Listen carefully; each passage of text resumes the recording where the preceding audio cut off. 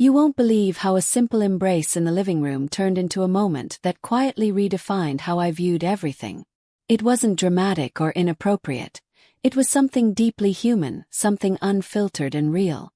If you've ever had someone truly see you, not just with their eyes but with their whole heart, you'll understand what I mean. Before I begin, tell me, where are you watching from tonight? Drop your city in the comments. We love seeing our community from all over the map. Now let me take you back. It was one of those calm Sundays in Portland where the world feels like it's moving just a bit slower. The rain had settled into a gentle mist, wrapping the streets in a soft haze, and the house held that rare kind of quiet where even the walls seemed to exhale. I had just finished cleaning up after brunch. Nothing fancy, just eggs, toast, and some leftover fruit. And Mason, my son, was curled up on the couch, mindlessly flipping through the TV channels. He'd been stopping by more often lately. I told him he didn't need to keep checking on me now that the house was quiet and the days had grown still. But I had a hunch these visits weren't really about me. Maybe they were about both of us. I dried my hands on a dish towel and stepped into the living room. The soft glow from the corner lamp made everything feel a bit nostalgic, like we were living inside a memory. Want a snack? I asked, resting my hand lightly on the top of the armchair. He looked over and gave me that half smile. Crooked, a little tired. The same one his father used to give when he was trying not to show how much he cared. Nah, I'm good. Just sitting. I nodded and sat beside him, perching on the edge of the couch and smoothing out my sweater. We didn't say anything for a while. It wasn't uncomfortable, just full, like the silence itself was meaningful. I don't really know why I leaned over. Maybe it was habit or maybe it was instinct, but I reached out and pulled him into a hug. Just a normal hug.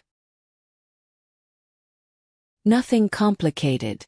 At first he didn't move. Then, gradually, his arms wrapped around me, more firmly than usual. And that's when I noticed it.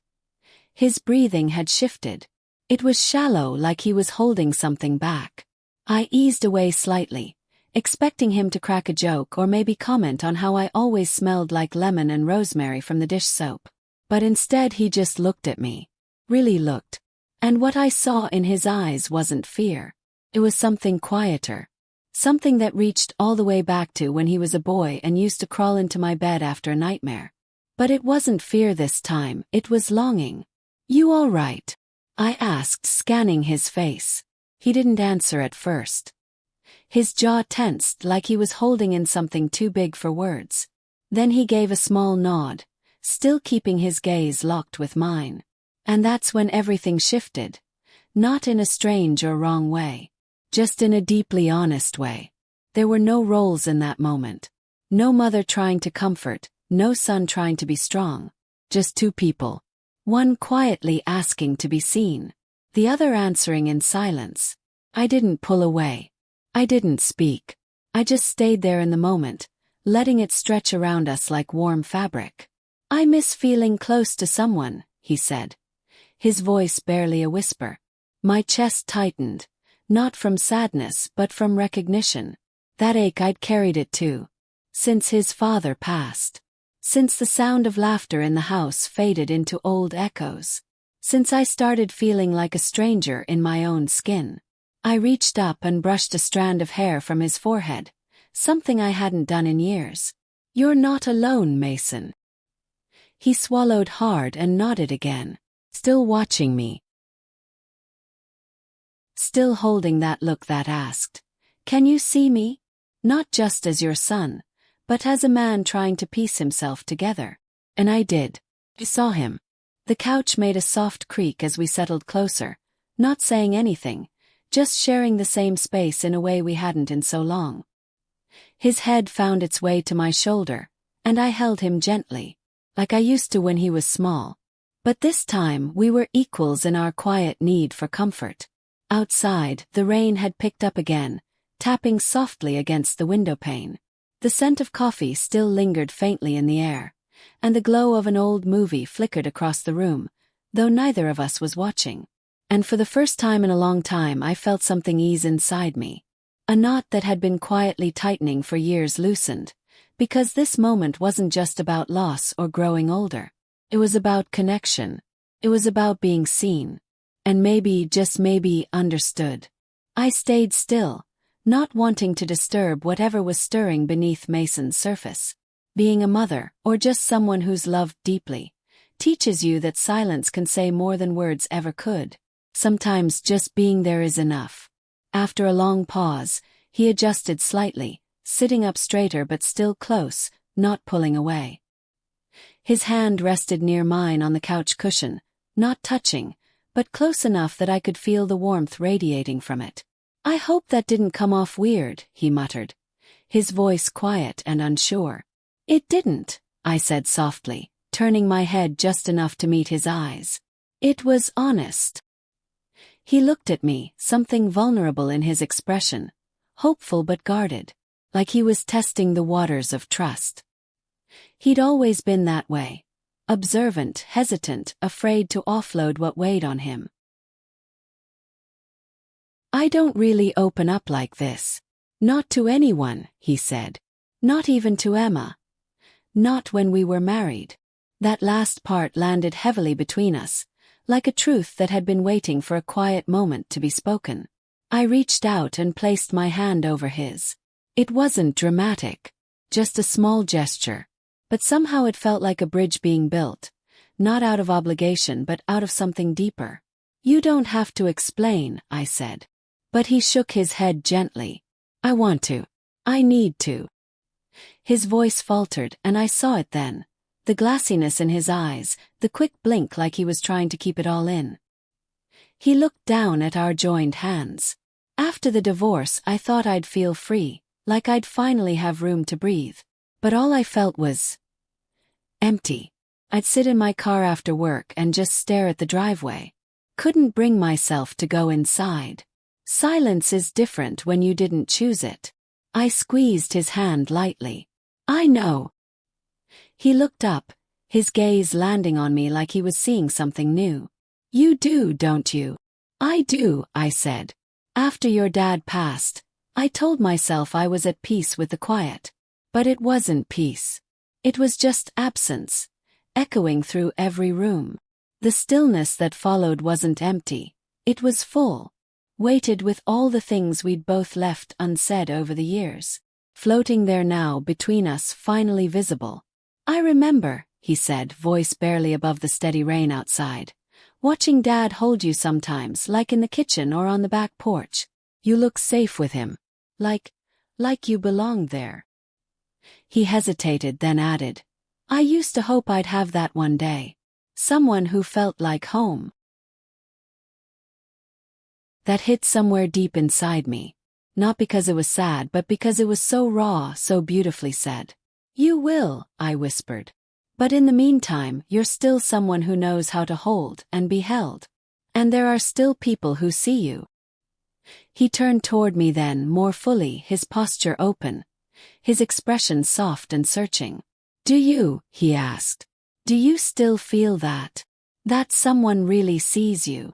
I didn't answer right away. Not because I didn't want to, but because no one had asked me that in a very long time.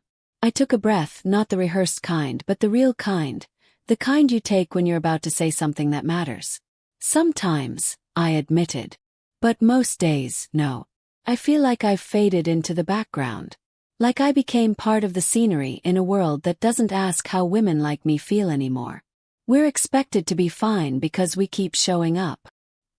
He studied me then, not out of pity, but with a kind of reverence I hadn't seen in his eyes since he was little. "You're not invisible to me," he said. For a heartbeat I couldn't breathe. Not because I needed validation, but because when someone who loves you sees you like that, truly sees you, it becomes something sacred. I smiled faintly and brushed his cheek with the back of my hand. "And you're not alone."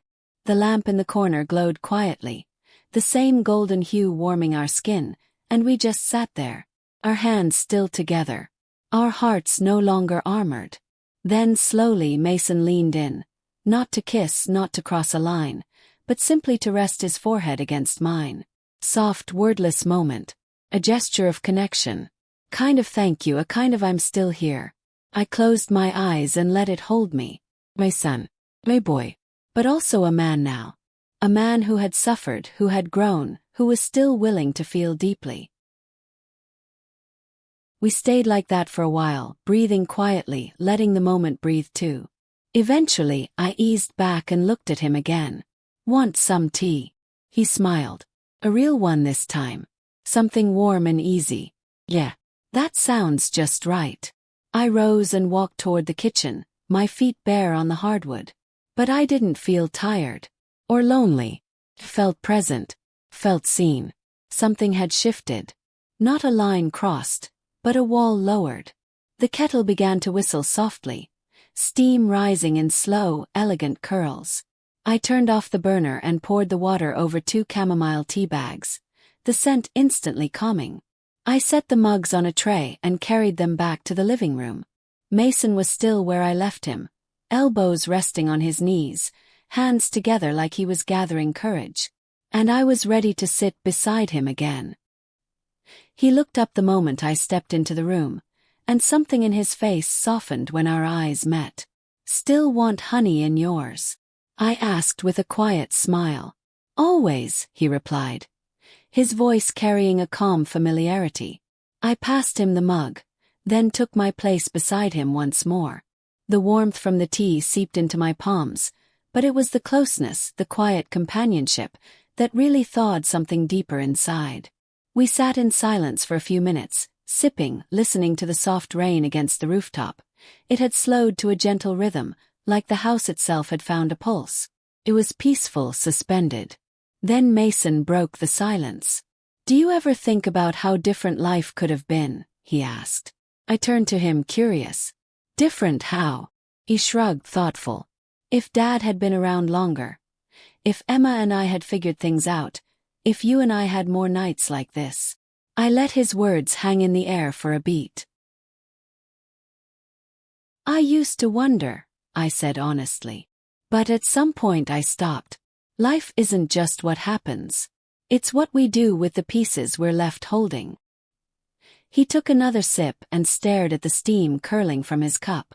"I forgot how much I missed this. Just being here. With you. Not needing to pretend." I reached over and rested my hand gently on his arm. A small gesture but meaningful. A reminder that even if the world had spun us in different directions, we were still tethered. "You've always had that here," I said softly. "Even on the days you forgot." He looked at me then, deeper now, as if something in him had shifted. "And you?" he asked. "Have you had someone since Dad? Someone you could be like this with?" The question landed heavy, like it had been waiting years to be asked. I hesitated before answering. "I've had moments. People who came and went. But not someone who stayed. Not someone who asked how I was doing at the end of a long day. The world assumes mothers are made of stone. No one ever offers them softness in return." He was quiet again, brows furrowed, the weight of my words sinking in. "You deserve that softness," he said, voice thick with sincerity. "You deserve more than just being the strong one." I smiled faintly. "That means more than you know." Without thinking, he reached up and tucked a loose strand of hair behind my ear, the way I used to for him when he was young. It was a small act but tender, almost sacred. Our eyes met and the moment grew quiet again, but not empty. Full. He held my gaze. "I see you," he said. "Not just as my mom. As you." The way he said it, slow and deliberate, made my breath hitch. I didn't feel exposed. I felt recognized. And in many ways, that's more powerful than any grand gesture. I set my mug down and turned slightly to face him. "It's not easy to explain," I said softly. "What it means to be seen like that." He nodded. "I think I'm finally starting to get it." His voice dropped lower, more open than before. That tone always made me want to scoop him up like I used to, but I didn't.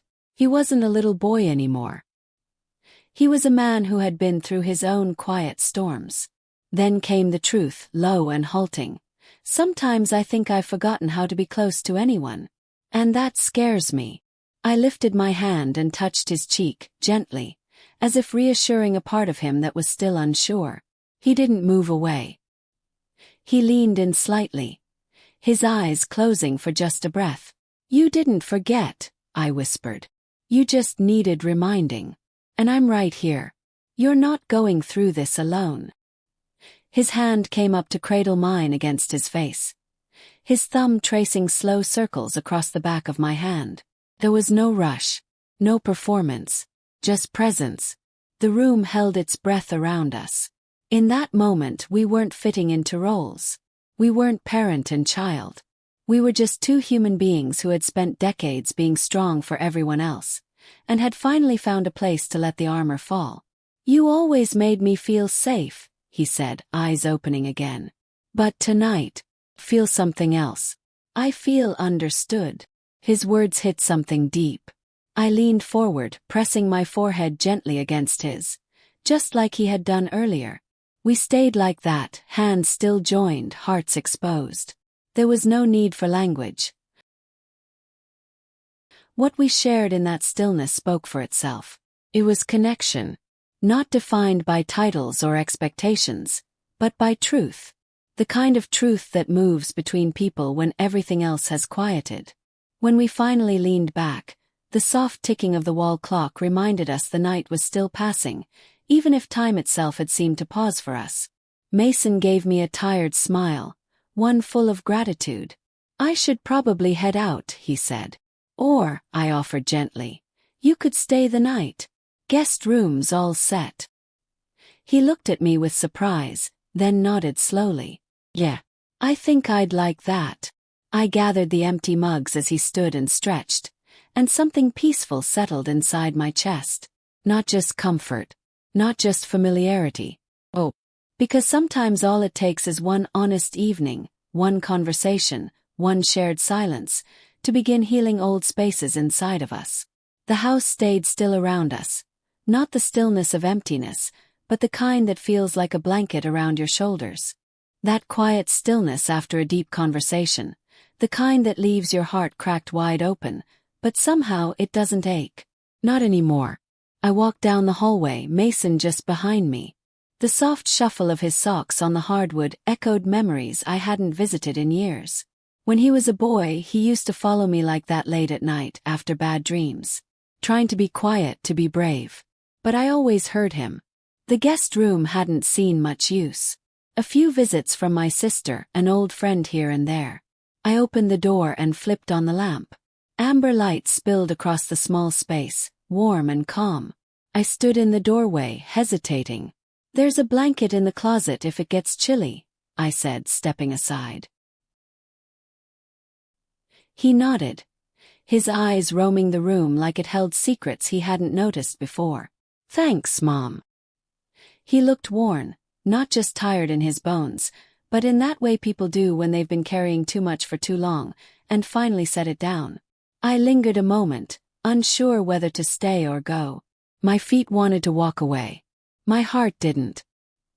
He started to speak, then stopped, rubbing the back of his neck, a gesture he hadn't outgrown. "Would you, maybe stay? Just for a bit. Until I fall asleep?" His words landed softly, but they carried weight. He nodded. "Of course." He eased onto the bed, leaning into the pillows, while I pulled the armchair from the corner up beside him. I watched him settle in, his breathing calmer, his shoulders relaxed in a way I hadn't seen in years. We didn't say anything at first. I just sat with him, the light from the lamp casting gentle shadows across the room. Time seemed to stretch and fold, like the past and present had found each other in this quiet. After a while he spoke again.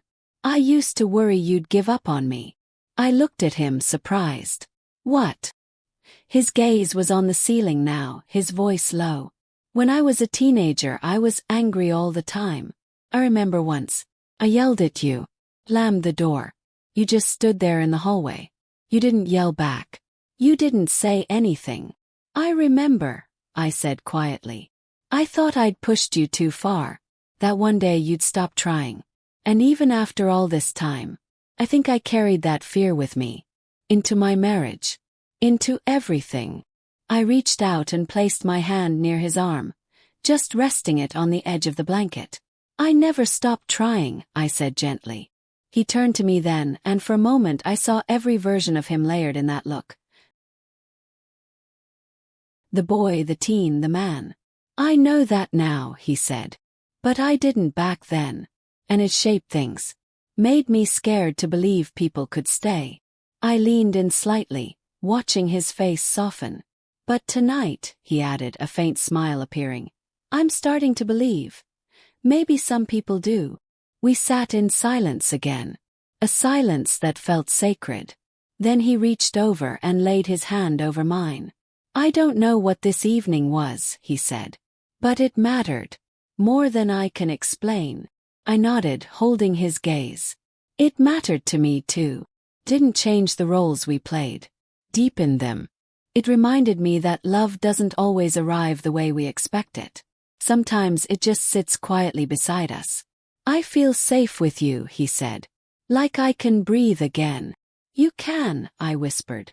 The lamp's soft glow made a golden circle around us, and from the window, I could hear leaves rustling in the trees outside.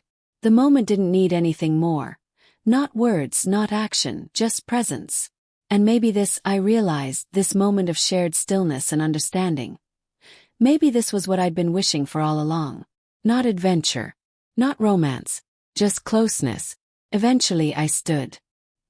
His hand lingered on mine for a heartbeat longer before releasing it. I'll let you rest, I said. As I reached the doorway, his voice called softly. Mom. Turned. Thank you, he said. For everything. And for tonight. I smiled, warm and quiet. Good night, Mason. Back in my room, I lay down on my side, looking out the window into the stillness of the Portland sky. I didn't feel restless or lonely. My chest was full but not heavy. Some moments don't need definitions. Some bonds don't need categories. Sometimes being seen, truly seen by someone you love, not for what you do or who you were, but for who you are now, is the most healing thing of all. And that night, I knew something for certain. Neither of us felt alone anymore.